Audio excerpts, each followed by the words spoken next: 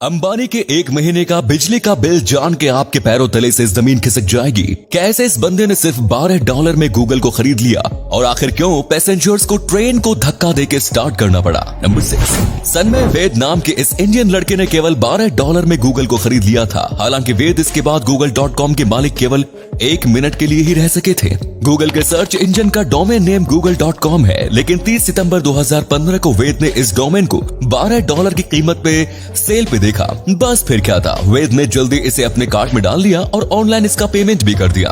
Google ने जैसे ही अपने सर्च इंजन का डोमेन नेम को बिका हुआ पाया तो उन्होंने वेद से कांटेक्ट किया। उन्हें गूगल की तरफ से 2 ईमेल आए और बताया गया कि ये डोमेन नेम आपको नहीं दिया जा सकता। हालांकि इसके बाद वेद को उनके द्वारा पेमेंट के लिए दिए गए $12 वापस दे दिए गए और साथ में 4 लाख रुपए भी।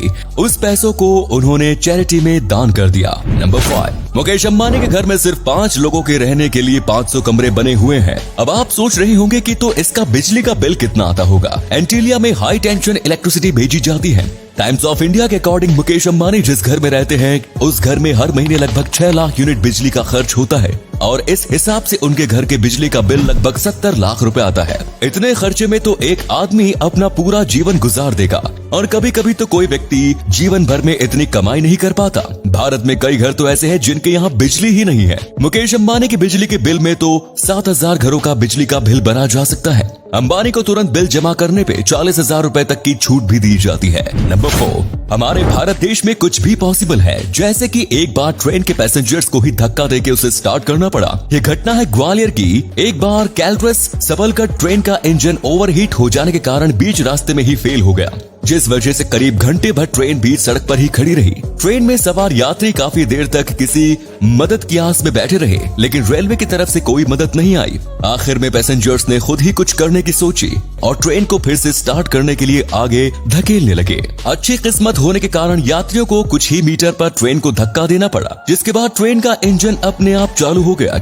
नंबर 3, चीन में एक लड़की ने घर खरीदने के लिए जो तरीका अपनाया है वो आपको भी सोचने पर मजबूर कर देगा। शिवाली ने पहले ऑनलाइन डेटिंग से 20 बॉयफ्रेंड बनाए, इसके बाद सभी से गिफ्ट के तौर पर iPhone 7 की मांग की और सभी ने उसकी मांग पूरी भी की। इसके बाद शायली ने गिफ्ट में मिले 20 iPhone 7s को एक मोबाइल फोन रिसाइकलिंग प्लांट में 14 लाख रुपए में बेच दिया।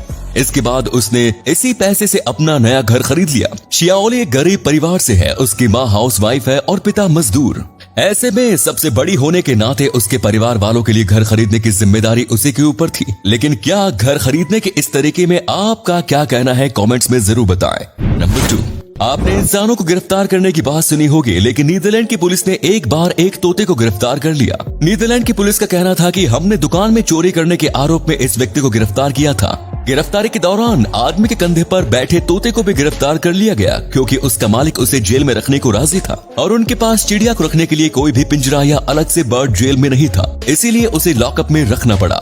इसके बाद जब मीडिया ने इस घटना को कवर किया तो पुलिस ने तोते की पहचान छिपाने के लिए काले कपड़े से उसकी आंखें भी छिपा दी। नंबर 1, ये पुलिस इंस्पेक्टर भले ही आपको रियल लग रहा हो, पर असलियत में ये एक सिलिकॉन का स्टेचू है जो कि जिंदा आदमी की तरह दिखाई देता है। महाराष्ट्र के सांगली जिले में रहने वाले अरुण कोरे ने अपने पिता की याद में उनका ऐसा स्टेचू बनवाया है। पिछले साल ड्यूटी के दौरान कोरोना से उनकी मौत हो गई थी। इसके बाद उन्होंने अपने पिता को सम्मान देने और उन्हें हमेशा परिवार के बीच रखने की मंशा के साथ उनका सिलिकॉन का स्टेचू बनवाया। स्टेचू को सिलिकॉन से इसलिए बनवाया क्योंकि ये टिकाऊ है और इसे आसानी से साफ भी किया जा सकता है। इसे बनवाने वाले अरुण कोरे का दावा है कि ये महाराष्ट्र का पहला सिलिकॉन स्टेचू है। अरुण ने इस स्टेचू को बनवाने में 15 लाख रुपए लगा दिए, जिसकी लाइफ लगभग 50 वर्षों तक है। मिलता हूँ आपसे अगले वीडियो में और हमेशा की तरह थैंक्स फॉर वॉचिंग।